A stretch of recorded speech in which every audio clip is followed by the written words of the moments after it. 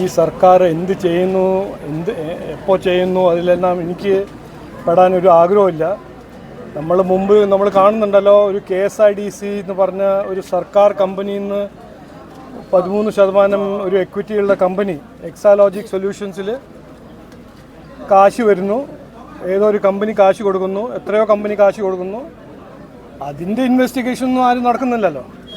അപ്പോൾ നോക്കൂ, എനിക്ക് പറയാനുള്ളത്, ഈ കഴിഞ്ഞ 10 കൊല്ലം CPM കോൺഗ്രസിൻ്റെ അഴിമതി പഠിച്ച് കോൺഗ്രസിനെക്കാട്ട് മുമ്പോട്ട് പോകുന്ന ഒരു ചിത്രമാണ് നമ്മൾ കാണുന്നത്.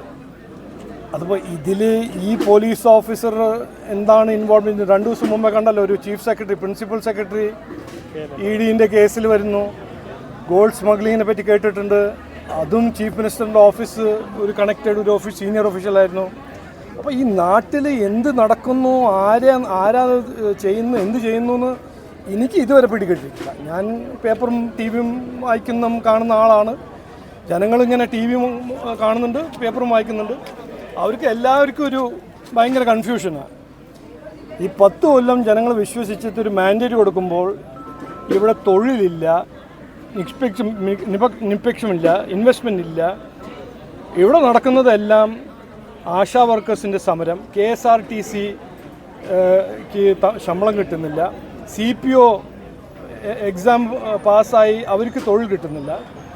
എന്നിട്ട് ഇങ്ങനെ ഒരു എക്സാലോജിക്കും വീണ സർവീസ് ടാക്സും ഇന്നിപ്പോൾ നിങ്ങൾ പറഞ്ഞ മാതിരി ഒരു പോലീസ് ഓഫീസറും. അപ്പോൾ അത് നിങ്ങൾ തന്നെ തീരുമാനിച്ചാൽ മതി. എന്താണ് ഞാൻ പറയേണ്ടത്, ആരാ ജനങ്ങൾ എന്താ പറയുന്നത്, നിങ്ങൾ തന്നെ ജനങ്ങളെ കണ്ടുമുട്ടി അവരുടെ ഒരു തോട്ട്സ് നിങ്ങൾ തന്നെ കമ്മ്യൂണിക്കേറ്റ് ചെയ്താൽ മതി. ആരോപണവിധരായ ഉദ്യോഗസ്ഥരെ ഇങ്ങനെ തുടരാൻ അനുവദിക്കുന്നത് ശരിയാണോ? അല്ല, നോക്കൂ, ഇങ്ങനൊരു കൾച്ചർ തന്നെ, ഒരു പൊളിറ്റിക്കൽ രാഷ്ട്രീയ കൾച്ചർ തന്നെ ഇങ്ങനെ ആവുമ്പോൾ, അഴിമതിൻ്റെ കൾച്ചർ, ഈ ഏറ്റവും മുകളിൽ ഇരിക്കുന്ന ഒരു ചീഫ് മിനിസ്റ്ററിൻ്റെ മകൾ അഴിമതിയിൽ ഒരു അക്യൂസ്ഡ് ആവുമ്പോൾ മറ്റൊരു പിന്നെ എന്താ ചെയ്യാൻ പോകുന്നു?